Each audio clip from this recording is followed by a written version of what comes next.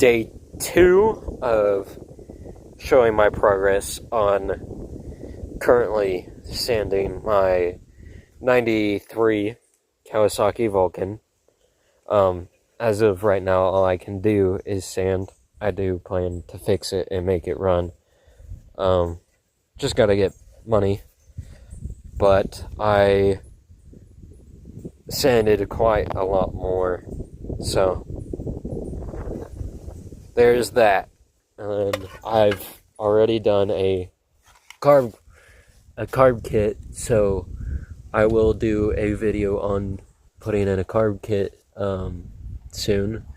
I'm waiting to get a battery. This bike has some fire damage.